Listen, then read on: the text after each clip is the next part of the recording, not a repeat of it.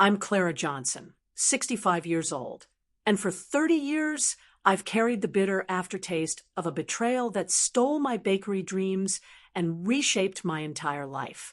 It was the fall of 1995, a crisp October morning in Brooklyn, the air thick with the scent of fallen leaves and the distant aroma of diner coffee wafting from Flatbush Avenue, as I faced my ex-partner, Tony Russo, in the warm, flour-dusted chaos of our joint venture, Russo's Bakery. I was 35 then, a passionate baker with a flair for flaky croissants that melted in your mouth and a red velvet cake that had locals lining up, my recipes turning our little shop, tucked between a bodega and a laundromat, into a neighborhood gem. I'd co-founded the bakery with Tony in 1992, pooling our savings, mine from weekend cake sales at church fairs, his from a family loan backed by his Italian-American clan, to offer New Yorkers a taste of comfort food with a twist. My buttery pastries, like a maple bacon donut that became a local legend. And my creative spins on classics had us buzzing with morning crowds. The jingle of the bell above the door a soundtrack to our success. But that day, as I pitched a detailed expansion plan to open a second location in Manhattan's Lower East Side, complete with revenue projections and a marketing strategy featuring local influencers, Tony's face turned to stone. "You'll never run this bakery. Clara, stick to frosting cupcakes," he sneered, his voice slicing through the hum of the industrial oven and the chatter of early customers, his eyes glinting with greed.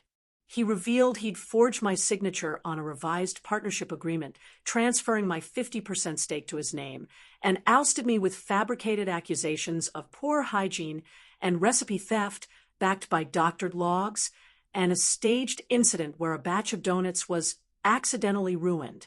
The court swayed by his family's connections. His uncle was a well-known attorney in Staten Island, and my lack of legal backup, my recipe book mysteriously vanished during a renovation overseen by his cousin, ruled against me in 1996, leaving me jobless, my reputation smeared across Brooklyn's tight-knit community. My husband, James, a kind-hearted schoolteacher with a love for jazz and a knack for fixing things, stood by me, but our savings drained under legal battles. Our dream of a cozy cabin upstate near the Catskills postponed indefinitely, replaced by the cramped reality of a bed-stewy apartment with mismatched furniture and a leaky faucet. Those words, "Never run this bakery, stick to frosting cupcakes," became a relentless refrain, a sour note that lingered through every quiet moment of the decades that followed, haunting me as I measured flour or piped icing.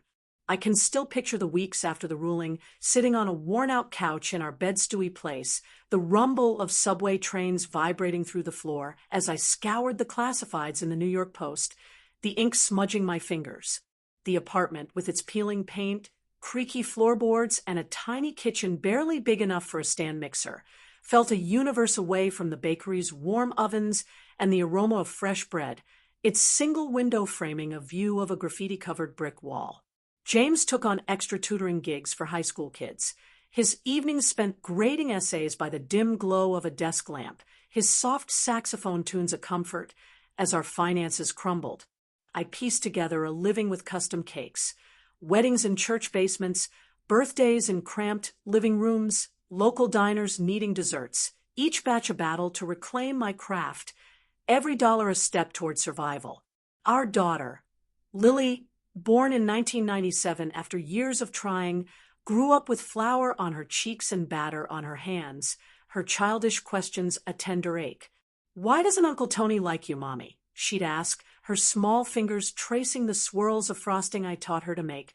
I'd smile, spinning tales of new baking adventures to share with the world. But the truth gnawed at me. Tony had turned my regulars against me, his story of my incompetence spreading like wildfire through Brooklyn's coffee shops and barber shops, his charm a mask for his deceit. Tony's bakery empire soared in the years that followed. Russo's Bakery expanded, opening sleek locations in Manhattan's Soho, Queens Astoria, and even a flagship in Times Square, his name glowing on neon signs from Williamsburg to the Upper West Side. His wealth displayed in a shiny black SUV, a brownstone in Park Slope, and a summer home in the Hamptons. He hosted flashy bake-offs on Food Network, his wife Gina flaunting designer handbags on Instagram, his son Marco learning the trade at the Culinary Institute of America, while I rebuilt quietly, starting a home bakery by 2005 from our apartment's kitchen. My clients grew: PDA bake sales at PS 123, food trucks at Smorgasburg, even a few hipster cafes in Bushwick who loved my pies and brownies, my name a whisper in Brooklyn's foodie underground. But the wound festered. Tony's taunts at food fairs were a parade of condescension. His boasts of a possible James Beard nomination, Gina's posts of Hampton's vacations, Marco's awards at pastry competitions, each encounter a fresh jab. My parents, both gone by 2012, had believed his lies, their final years clouded by his narrative of my failed venture, their calls filled with worry. Lily, now a pastry chef at a small bistro in Greenpoint, felt the weight, her early career shadowed by Tony's influence, her attempts to reconcile with me strained by her childhood admiration for him. James' unwavering support, his homemade whole-grain bread, his late-night taste tests of my experimental recipes, his stories of jazz nights in Harlem kept me grounded, his love a steady anchor in the storm. The turning point came 8 years ago, in 2017, when the first cracks in Tony's facade appeared.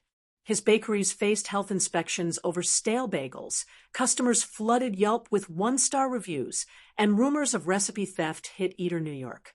At 57, with my wrists aching from years of kneading dough, I began my discreet investigation, tapping old bakery staff over coffee at local diners.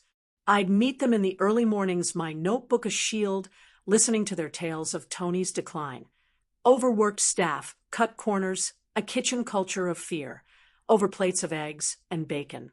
Last month, on July 15th, 2025, I sat with Sam, a former baker who'd left in 2010, at a Crown Heights diner, the clatter of dishes a faint backdrop. His hands, rough from years of rolling dough, pass me a flash drive. He's slipping, stolen recipes, fake reviews, health code issues, he muttered, his voice low. That croissant was yours, Clara. My pulse quickened. This was the leverage I'd waited for. On August 3rd, 2025, I contacted Rachel, a food blogger I'd met at a Brooklyn food festival, who'd exposed bakery scandals with a sharp blog on Medium.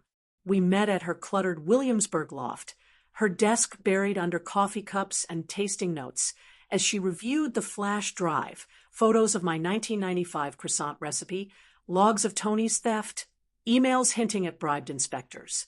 This could sink his whole operation, she said, her eyes narrowing. But we need the right moment. On August 21st, 2025, I dug deeper, turning my kitchen into a detective's lair. Amid recipe cards and sugar bags, I accessed public health records online, my fingers stiff but determined. At 9 a.m., I found it, a 2016 health violation report buried in NYC records tied to my red velvet recipe, now linked to a salmonella scare. My hands shook as I printed it, the past colliding with the present in a rush of clarity. That evening, at 5:05 a.m. Eastern Daylight Time on August 27, 2025, I sat by my window, the New York City skyline a distant constellation of lights, plotting my next move. The NYC Food Expo was on September 10th, a glitzy event to mask Tony's decline. I'd attend, not as the cupcake froster, but as his downfall. What he didn't know was I'd turned my pain into a recipe for justice, baked by 30 years of patience and perseverance. The 6 weeks leading to the expo were a meticulous blend of strategy and subterfuge, my days at the home bakery a facade for the revenge rising like dough in my oven. By August 15th, 2025, my bed's dewy kitchen, its walls lined with recipe cards yellowed by time, its counters dusted with flour from decades of use, its air filled with the faint scent of vanilla, evolved into a war room where every whisk of batter fueled my resolve. Rachel and I met nightly, her laptop open on my rickety dining table, as we pored over the flash drive and health records. My 1995 croissant, with its laminated layers and hint of sea salt, had won Tony a food award at the 1996 Expo, its success a cornerstone of his fame, while my red velvet cake, lightened with a touch of buttermilk, had been replicated poorly, leading to the 2016 violation.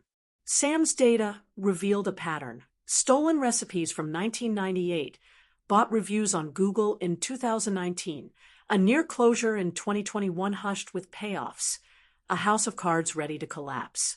I contacted Mike, a retired health inspector who'd clashed with Tony over a 2005 inspection, his gruff voice joining us via a shaky Zoom call from his Florida retirement home. This could trigger a full shutdown. Hit him when he's bragging, he rasped, his eyes alight with old grudges. I nodded, my plan a recipe crafted from 30 years of suppressed fury, each ingredient a memory of injustice, lost recipes, stolen accolades, broken trust. The Expo, set for 9 a.m. on September 10th, 2025, at the Jacob K. Javits Convention Center, would be Tony's stage, a gathering of bakers, media, food influencers, and industry bigwigs, all drawn by the promise of gourmet treats under the center's glass ceiling. I'd pose as a retired baker, my white apron faded but neatly pressed, my movements slow with a cane to mask my intent, my gray hair tied back in a bun, a nod to my past pride. My role was to deliver the evidence to Rachel, who'd signal Mike's health department contacts at 10 a.m., timed with Tony's live baking demonstration, ensuring maximum exposure. I secured an invitation through Mrs. Carter, a former client and PDA mom at Lily's old school, who'd raved about my cupcakes at fundraisers, her memory of me untainted by Tony's lies. She emailed it on August 20th, a glossy pass with my name in bold, her note reading, "So excited you're joining us, Clara." She suspected nothing, her enthusiasm a tool I'd wield with precision. Preparation was a grueling ritual, a mix of physical grit and emotional steel. I practiced my gait daily, walking Prospect Park to perfect a frail shuffle and a warm, unassuming smile that hid my burning resolve, my cane tapping a rhythm of patience. I rehearsed lines, just here to sample the new flavors, though each word carried the weight of Tony's betrayal, James' unwavering love, and Lily's silent guilt over her childhood loyalty to him. Physically, I rolled dough and piped icing daily, my wrists protesting with arthritis, but each knead and swirl bolstered my will to stand tall that day. I revisited old mementos, recipe notes from 1994 with my mother's tips, a faded photo of me and James at the bakery's grand opening, a mixing bowl Lily painted as a kid, a crumpled Expo rejection letter from 1995, each item a thread in the fabric of my determination. One night, I found a charred recipe card from the ruined donut batch, its edges singed from Tony's setup, and wept the lost potential of fuel for my fire. I also tracked Lily's life, her bistro struggles, her recent engagement to a sous chef named Ethan, hoping this act would mend our bond and secure her future. On September 7th, Tony called, his tone dripping with false camaraderie. "Clara, the Expo's a big deal. Bring Lily, let's show some unity. Gina's dying to see you." I agreed, my voice neutral, hiding the storm within. He didn't suspect I'd coordinated with Rachel, who'd lined up Mike's health contacts, or that I'd commissioned a white apron with a hidden pocket, its fabric a shield of my past honor. The apron arrived on September 8th, tailored by a local seamstress from Flatbush, Maria, who chatted about her grandson's Little League games, unaware of my mission. I tested the pocket, sliding the flash drive and printed report inside. There weighed a promise of justice. At 8:30 a.m. on September 10th, I arrived, the Javits Center buzzing with the clink of trays and the hum of excited crowds, the Hudson River glinting through the windows. Tony spotted me near the main stage, his smirk tight. "Clara, still baking in your kitchen?" "Adorable," he quipped, his eyes scanning for weakness. I nodded, my cane steady, my pocket a silent arsenal, my heart thumping with the rhythm of 30 years. At 9:45 a.m., he began his demonstration, launching into a speech about his enduring bakery legacy and unmatched innovation as he prepared a red velvet cake that echoed my stolen recipe. I scanned the scene, Lily clapping hesitantly, Ethan beside her, media filming, Gina sipping a latte with a smug grin, Marco assisting his father. At 9:58 a.m., as Tony sliced his cake, I edged toward Rachel, my pulse a drumbeat. I slipped her the flash drive and report, whispering, "Now." She nodded, texting Mike. At 10:02 a.m., health inspectors stormed in, badges glinting under the convention lights, shouting, "Investigation underway." Tony's cake tray crashed to the floor, his face draining of color as inspectors seized his ingredients and files, the crowd erupting into chaos. The expo dissolved into a maelstrom of pandemonium, crowds scattering like startled pigeons, media cameras swiveling to capture every frame, Tony's shouts drowned by the authoritative cadence of health inspectors' commands. Lily stood frozen near a display table, Ethan's hand on her arm, her eyes wide with shock, while foodies whispered furiously, their gourmet dreams shattered. I stood tall, my white apron a badge of my hard-earned resolve, my cane a symbol of strength, my heart pounding with 30 years of vindication and the bittersweet ache of a family nearly lost to Tony's lies. Inspectors swarmed the stage, their blue uniforms a stark contrast to the expo's colorful banners, cuffing Tony as he roared, "This is a frame-up, Clara, you'll pay." They read charges, health code violations, recipe theft, falsified reviews, each word a hammer blow to his empire, the list growing with mentions of a $1.5 million fine for unlisted allergens. Rachel approached, her voice steady amid the din. "They've got him cold. Clara, you've done it." The media frenzy was immediate. Headlines like Russo's bakery crumbles in scandal and Baker's 30-year revenge blazed across screens by noon, my name a whisper of awe in the chaos. Tony turned to me, his face flushed with rage, sweat beading on his brow, his pristine apron now smeared with batter as inspectors tightened their grip. "You? After all these years, you spiteful old baker? You've ruined my family," he bellowed, his voice cracking with desperation. I met his gaze, unflinching, my voice clear despite the tremor in my hands. "You said I'd never lead, Tony, never rise above frosting cupcakes. I proved you wrong, with proof, with grit, with every loaf I baked while you cheated and crumbled. This is my payback for me, for Lily, for every baker you crushed, for every dream you stole." He lunged, his fist raised in a futile gesture, but inspectors restrained him, dragging him out as Gina sobbed, her latte cup shattering on the floor. Lily rushed to me, her voice breaking through the noise. "Mom, I didn't know. I'm so sorry for believing him." I hugged her. The first embrace in years, Ethan nodding in support, a bridge to a future we'd reclaim. The crowd buzzed with reporters, their microphones thrust toward me, but I turned away, my victory a private flame burning bright. The fallout was swift and merciless. Health inspectors shut down Russo's bakery, seizing locations in Brooklyn, Manhattan, and Queens, freezing accounts, and halting deliveries across the tri-state area, while agents raided his Park Slope brownstone for evidence of fraud.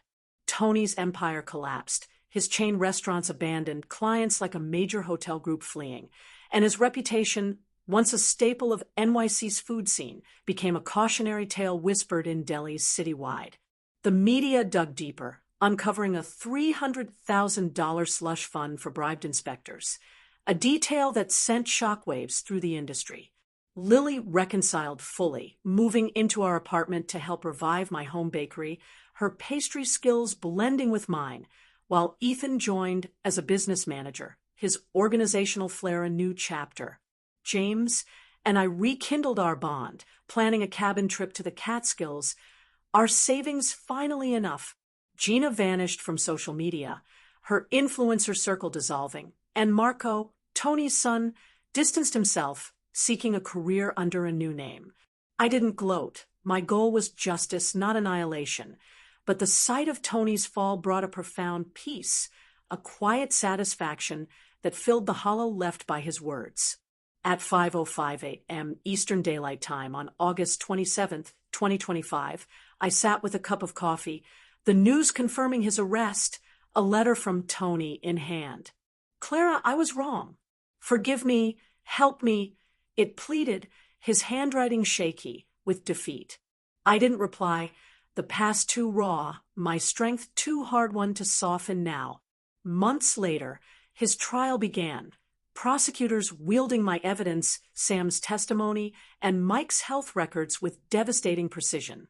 I attended the first day, my presence a silent testament to my journey, seated beside Lily and James, and watched Tony's defense crumble under the weight of truth, dozens of former staff stepping forward with tales of overwork and theft. The judge, a no-nonsense woman from the Bronx, ordered a full investigation, hinting at jail time and a permanent ban from the industry. Lily and I launched our business, Johnson's Home Bakes, restoring family pride with authentic American treats, hiring Sam as a consultant, his expertise a bridge to the past. James retired, joining me in teaching baking workshops for community centers. I visited the old Flatbush Bakery once, its windows dark, its ovens cold, a monument to Tony's greed, and my redemption, my revenge, 30 years in the making, was not just justice. It was my rebirth, a life reclaimed from the ashes of his betrayal, a testament to the resilience I'd always carried.